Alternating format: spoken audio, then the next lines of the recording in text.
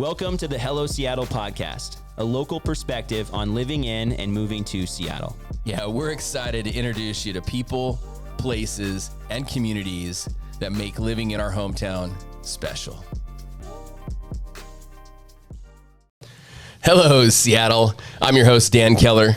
And I'm your host, Zach McDonald. And we've got an awesome episode for you here today. Dan, I'm excited because we're going to talk about how much money you need to earn to buy a condo in Seattle. It's a big topic. It's a great question. And especially even real estate agents and mortgage professionals like us that kind of in the back of our mind have an idea, okay, yeah, you're purchasing at the $500,000 price point. You need to kind of earn about X number of dollars a year to qualify. Yeah. Well, you kind of got to throw that out the window because we've been so brainwashed over the last 5 to 10 years of interest rates being in the 3 to 5 range. And that's just not where they're at now we're right in the now. 7 to 8 range, That's right? it. Yeah.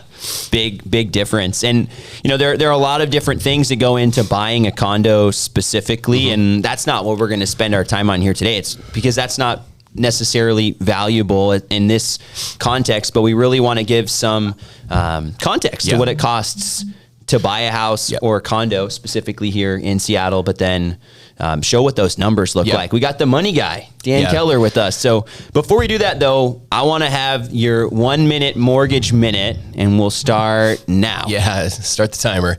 We're going on the second week in a row now where we've seen a break in interest rates. So this is actually, it's been really nice. So we're actually dropping down into the low 7s. So just think about this from a perspective standpoint, Zach. About 2.5 to 3 weeks ago, we were knocking on the door 8.25. Yeah, it was brutal. Yeah, so we've seen some relief. The Fed came out and said, hey, we're not going to raise the Fed rate. And then what they kind of said in their comments was encouraging to investors. They liked that. And mortgage bonds have rallied since. So we're seeing a little bit of a break in that. And we also saw inflation numbers come down. That's the other reason. So we've been waiting on this. You've been hearing me talk about this for almost 2 years now. Once we see a break in inflation, we'll see a break in mortgage rates, and we're starting to see that. Yeah, and that's before the Fed rates even changed at all. That's it. Yep. Okay. Yep. Well, on the real estate side, I want to focus specifically on condos here today because, well, we're talking about condos. And in Seattle, the median sales price for a condo last month was $565, and that's up 9.7% year over year. Can you believe that? So October to October, October 2022 to October 2023, up 9.7%. Wow. Now, compare that with single family, $880,000 median sales price, down 3.3%. So what does all that mean? That means if you bought a condo last year, you're looking good. 8% return on your investment. Oh, you made a 9.7% return. Okay, cool. And then you made a negative return on your purchase of a single family home. And, you know, historically speaking, condos appreciate slower. Sure. But condos during the pandemic took a big hit. Yeah. So that's a big reason why I think they're appreciating so much. That's what I was meaning to ask you. They're down significantly. Yeah, that's what I was meaning to ask you. So the surge in one, from an affordability standpoint, condos are actually affordable, yes. right? Yeah. Okay. Price cheaper. Yep. And they also were below the prices that they were at. Yep. So when we were seeing single family homes skyrocket in price, the condos went down and were relatively stagnant. So they started to pick up because of all of this. Well, I did a video about a year ago, Zach, and I called it the condo comeback. Because what we saw during COVID is we saw a lot of people move into the burbs, right? The suburbs. They could work remote. And then sadly, the desire to live downtown because of the 6 foot, got to be social distance and all that stuff. And people they kind of wanted to stay away from people. Yeah, well, it was just a matter of time before they got that all squared away. And look at it now. Downtown living's back and the stats don't lie. So that's actually very encouraging. It's a great segue into why we're making this podcast today. Yeah, I agree. And I think the desire to live closer to work is back. And, some people bought houses 30, 40-minute drives from Seattle, and that's without traffic. And now they have to return to the office. And so this idea of buying a condo and being close to work has become popular again. Yep. So let's talk about some different examples, because I think when you start to consider how much it costs to buy a condo, but how much you need to make, there are different types of condos, different price points all over Seattle. You could spend as little as $300,000-$400,000, and you could spend well over $1 million for a condo. So let's look at some different examples. The first one is in Greenwood. So we'll do a little bit of a tour. Yeah, we are going to start at the lowest. And again, there's no rhyme or reason to this. We kind of did. Yeah. I had you run a search, and your search showed places in the 300s all the way up to the north of $1.5 million. And what we did too is we took kind of a combination of what we see in our practice in our offices every single day, and so not just price point, but relative HOAs and also relative communities too. So. So there were some assumptions too made for these numbers. Actually, let's talk about that. Why don't you share those assumptions? So, we just set the stage for the condos. There was no rhyme or reason. We just picked these. But what are some of the assumptions they need to be aware of for the financing piece? Some of the assumptions, like we just said, are what we see our clients purchasing. So most of a lot of our clients are tech. They're working downtown, so they're wanting to use light rail. They're wanting to use transit, city transit, or bike. They're not necessarily commuting into downtown. Okay, so we picked 4 different communities that fit that. Now, financial assumptions that I used was a 760 credit score, a minimum of 5% down. So I used a 5% down payment for this report and these numbers because I'm the money guy. What I did is I reverse engineered the total monthly payment, including the taxes and the HOA dues and PMI, and reverse engineered what it would take to qualify for that type of a mortgage payment. Okay. Got it. So you took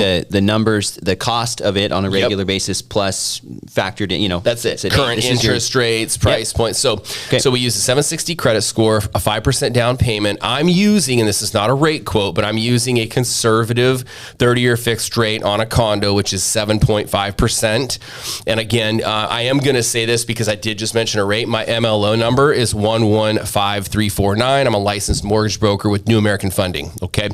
Love the disclaimer. Gotta say, I don't have to I don't say want to get that. in trouble. It's really cute when you say that. And I used an assumption that you have a little bit of debt. Okay. So let's say you have $500 a month in credit card or student loan or maybe a car loan. So my auto payment is like $1,100. So say a little because I have a Tahoe. Well, you're not a first time home buyer either. No, but still.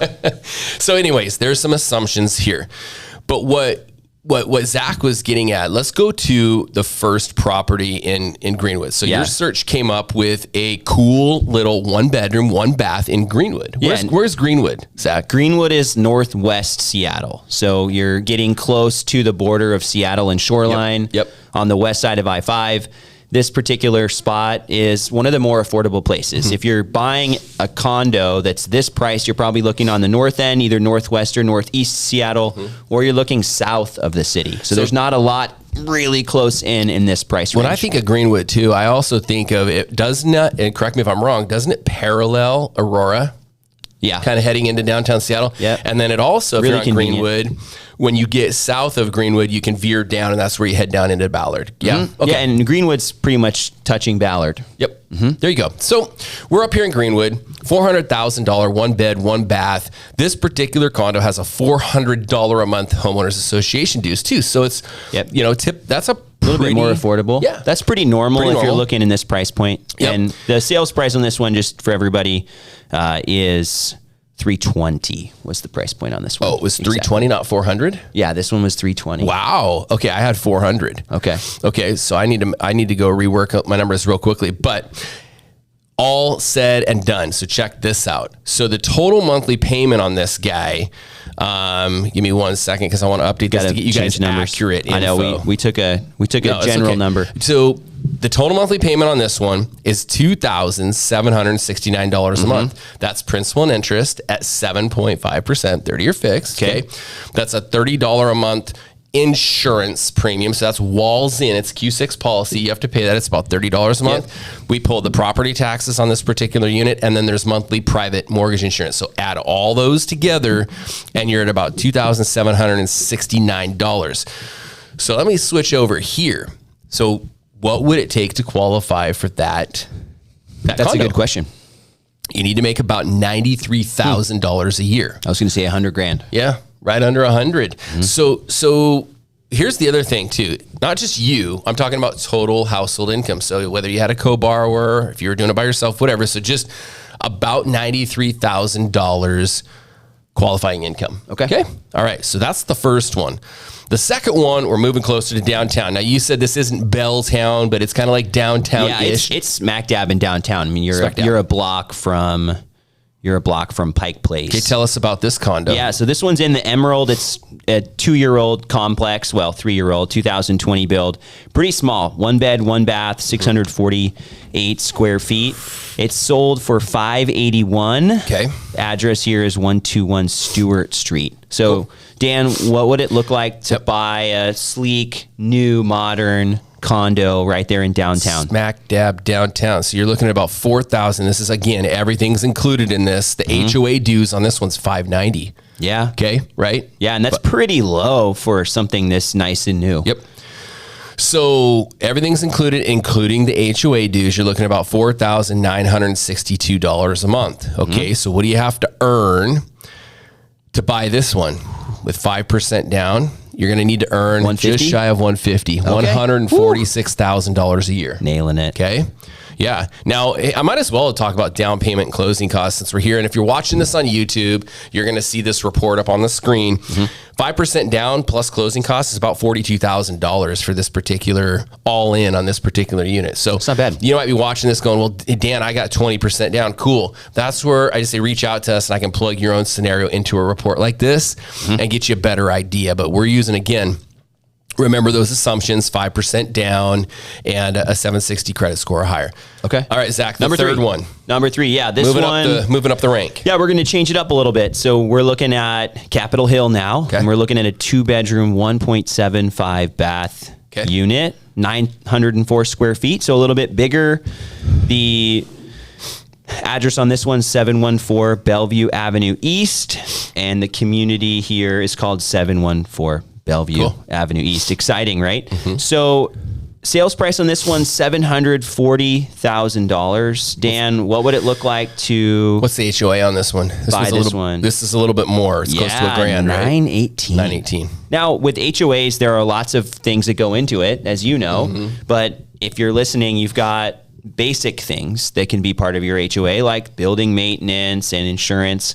And you can add in other things like water, sewer, garbage, normal utility costs that you'd have. Sometimes there's a swimming pool or an athletic facility. Anytime there are extra things, those costs go up. This particular community was built in 1981. Okay. So there's most likely some maintenance coming up on the building and or they've done some recent maintenance. So that will bump the dues up as well. So including your dues of $918 a month, your total monthly payment would be about $6,420 a month. Okay. Now, you want to give us a guess on what you think you need to earn to buy this guy with 5% down? A little over 200. No, actually 185.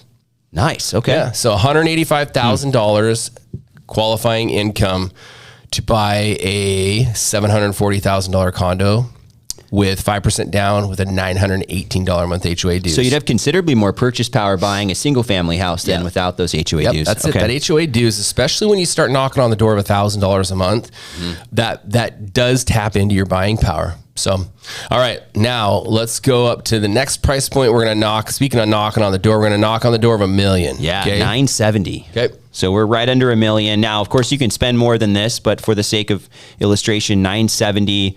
This is a condo in Queen Anne in the Renaissance complex. Oh, yeah. So pretty nice building there, built in 2003. 2 beds, 1.75 baths, 1,117 square feet. So not much bigger, but a little bit newer, a little bit nicer, arguably better location. But, you know, I think whether you're looking at Cap Hill or Queen Anne, it's more of a personal preference at that point. But what does it look like to buy this condo? What's the condo dues on this one? The HOA dues? Yeah. 620? 620 or the HOA dues. Yeah. So $970 purchase price, $620 a month the HOA dues. Added that to your monthly payment, you're looking at $7,907 a month. Okay. You want to take a guess at what you need to earn to buy this guy? I think we're still right around 200,000. Yeah, I think the lower 250, huh? Yep. Wow. But that's with the lower HOA dues No, too. $225,000. Yep. Okay. $225,000 a year. Okay. And yeah, because remember, we're bumping up the price point almost $200,000 on this. A quarter's 25 cents, huh? Not 50 cents. Yeah. Well, with inflation. Yeah. Maybe. Right, man. Yeah. So yeah, you're about $225,000 a year to buy a beautiful condo on Queen Anne. So, you know, the reason why we did this. First, I spend, 16 years later in the mortgage industry, I spend a lot of my time having coffee with and sitting down with first-time home buyers. And I love to be able to give them kind of this, if you make X, and this is just kind of coffee house conversations. The next level conversation is an application, is a mortgage planning meeting where we customize it. But I think the people that are considering buying a home right now, this is really helpful information, with rates being where they're at. And like we said at the very beginning, it looks like we're seeing some relief. So, as rates continue to drop, that also increases your affordability, your buying power, if you will. But here's the sad exchange. As rates drop, what do more people do? They buy. They come into the market and they buy. So your competition goes up. And you just mentioned that the condo competition started returning with a vengeance, especially with the higher rates. Yep. You got to buy if you want to buy and you can't afford the higher prices, you got to change your strategy. So that's why there's been so much interest in the condos here recently. There's one other thing that I want to talk about, but we're not going to go into depth about this. Yeah. But in September, the guidelines relative to financing condos in the United States of America have completely changed. Literally went back to square one to protect you, the buyer. Okay. Yeah. Tell us about them. We don't really want to talk a whole lot about that, but in the past, you could look up to see if the condo was approved on the Fannie Mae approval list, or you could put down a substantial amount of money and it wasn't that big of a deal. Yeah. Now it is. Lenient guidelines. Yeah. Yeah. Now they want to make sure that the master policy is in check, that the HOA and the project is fully insured and insured adequately, so that if there is a tragic event, the homeowners aren't going to get billed additional assessments because of that. Okay. That makes sense. There's a lot there. And then they're really honing in on special assessments so that they're not handing off these additional surprise costs to homeowners, which they have in the past, which is, when money's tight, if you're already paying $500 a month in HOA and you're going to have a special assessment for 3 years of another $500, that's not good. So a special assessment is when you have extra money added to your HOA dues, essentially. So your HOA dues are, in theory, funding any type of maintenance on the building because everybody owns the building together. But a special assessment's money on top, where there isn't money set aside. Yeah, hey, we need to replace the roof, and well, by the way, we don't have any money in this bank account, so you all need to bring some more money. Yeah. And by the way, the roof is going to cost $20 million. So we're going to take 300 units divided by 20 million over 5 years, and then you pay for that. And that's part of. So it's part of condo ownership. It's part of home ownership. Well, that's why I like everybody HOAs. Has to do. Everybody needs to replace the siding on their house, replace the windows. So it's essentially a forced savings account, unless you're not putting any money in it. Well, people ask me all the time, they're like, what do you think of HOAs? And I said, there's the pros and cons. I think the good part of HOAs, which if you're buying a single family home, typically you don't have an HOA, is it requires you as a homeowner to put money away for future repairs and, things that need to be updated or upgraded. If you own a home, it's kind of up to you to do that. But anyhow, so things have changed relative to condo qualifying guidelines for a mortgage. This all stemmed back to a 2021 tragic condo collapse in Miami, Florida. And Fannie Mae was basically on the hook for it. And they're like, no more, not on our watch. That's a big bummer. It was a big deal. This is a big time deal. Big deal. So we're all going to have to adhere to new guidelines. That's why it pays to work with a pro. If you guys have any questions on buying a condo or financing, we'd love to be a resource. That's why we have this podcast. But as we wrap up today, Zach, one of our next podcasts, I can't promise you it's going to be the very next one, but we've planned out a follow-up episode to this.